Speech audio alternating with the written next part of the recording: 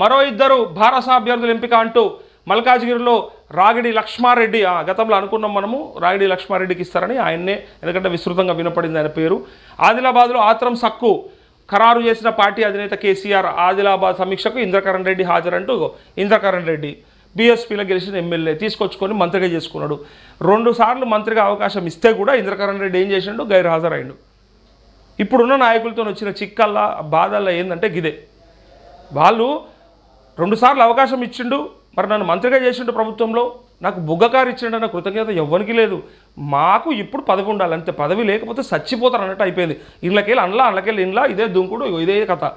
గైర్హాజరు అవడానికి కారణం ఏముంటుందంటే ఆయనకి ఇష్టం లేదు. ఇష్టం లేదు అంటే కష్టాల్లో ఉన్నప్పుడు పార్టీని ఆదుకోవాల్సింది ఎవడు? కష్టాలు అధినేతకు, ఏ పార్టీకైనా కష్టాలు అధినేతకు. మీకు మాత్రం ఎప్పుడు ఎక్కడ ప్రయోజనం ఉంటే అక్కడ జంపులు చేయడం. మీరు ఒకవేళ పార్టీ అధికారంలో ఉంటే ఎక్కడున్నా సరే మళ్ళీ ఇంద్రుడు చంద్రుడు అని పొగిడి ఈ పార్టీలకు రావడం. ఇలా కేసీఆర్ మీద పెద్ద గుదిబండ ఎత్తేసిపోతున్నారు పోయేటోళ్ళంతా కూడా. ఈ పోయేదేదో ఈ సచ్చేదేదో మరి గతంలో ఎన్నికలకు ముందే పోనుంటారు. ఓడిపోయిన తర్వాత పోతే కేసీఆర్ కూడా ఏమనిపిస్తుంది, మరి నేను 2 సార్లు అవకాశం ఇస్తే గెలిపిస్తే నా పేరు మీద నా బొమ్మ మీద గెలిచినాక కూడా వీళ్ళు మళ్ళీ చివరికి నన్ను అన్యాయం చేసిపోతారనే బాధ ఆయనకు ఉండదా? కాకపోతే కేసీఆర్కి ఇవన్నీ తెలుసు. దొంగవాడు దొరవడు, ఎవరిని వాడుకోవాలి ఎవరిని వాడుకోవద్దు, ఎవరిని ఏ టైంలో ఎక్కడ పెట్టాలనేది ఆయనకు పూర్తిగా తెలుసు. ఇట్లా వీళ్ళు పోయినంత మాత్రాన భయపడేటోడైతే కేసీఆర్ కాదు. నాకు తెలిసినంత వరకు కేసీఆర్కి ఇట్లాంటివి చాలా చూసిండు. 2001కి ముందు ఎంతైతే చూసిండో 2001 తర్వాత పార్టీలకు వచ్చినోని పోయినోని తిట్టినోని కొట్టినోని, పార్టీలో జరిగిన లొల్లులు, బయట జరిగిన ఇష్యూలు, ఆయన ఇట్లాంటివన్నీ చూసి ఎంతోమంది అమ్ముడు పోయిన ఎమ్మెల్యేలు, సరే అప్పుడు కూడా అమ్ముడు పోయిన రాజశేఖర రెడ్డి పీరియడ్లో అదే చెప్తున్నాం. అప్పుడు టీఆర్ఎస్ ఎమ్మెల్యేలు కాంగ్రెస్ ప్రభుత్వం లాక్కుంది అనేది ఏదైతే ఉందో అట్లాంటి ఎన్నో పరాభవాలు చూసినాక మహబూబ్ నగర్లా, మెదక్లా, కరీంనగర్లా పోటీ చేసి గెలుచుకుంటా వచ్చి రాజీనామా చేయడానికి ఎప్పుడు వెనకకాడని ఒక నాయకుడు ఉన్నాడు ఈ రాష్ట్రంలో అంటే అది కేసీఆర్.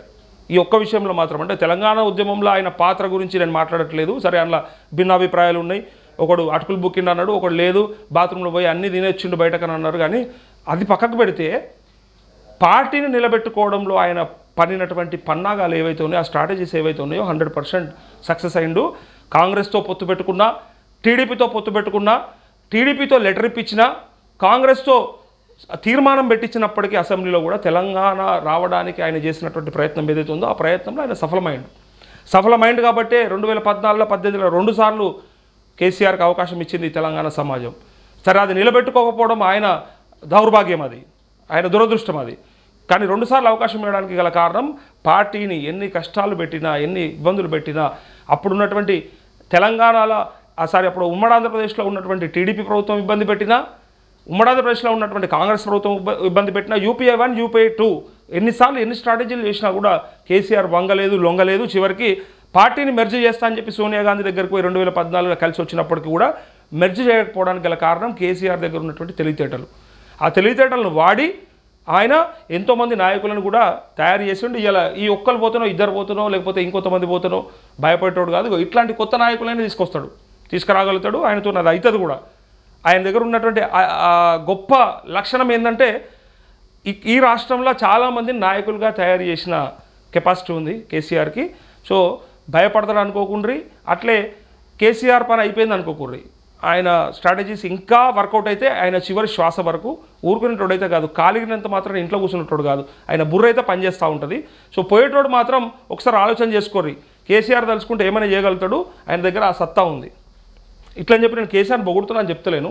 మనకున్న అవగాహనతోని, మనకున్న పరిజ్ఞానంతో, మనం తెలుసుకున్న ఇన్ఫర్మేషన్తో, మీడియా సంబంధించినటువంటి తెలుసుకున్న ఇన్ఫర్మేషన్లో భాగంగానే చెప్తున్నాను నేను.